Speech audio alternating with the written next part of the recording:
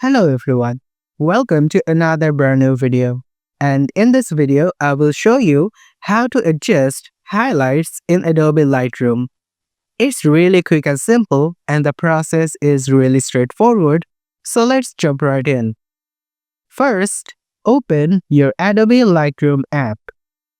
Here, tap on All Photos and Adobe Lightroom will take you to its library, from where you can upload and edit any photo you like. Tap on the photo you'd like to edit, and then on the bottom menu, you will see many options. At the very right, you will see Light. Tap on that. And on the third option, you will see Highlights. And here, you can simply increase or decrease the amount to your liking.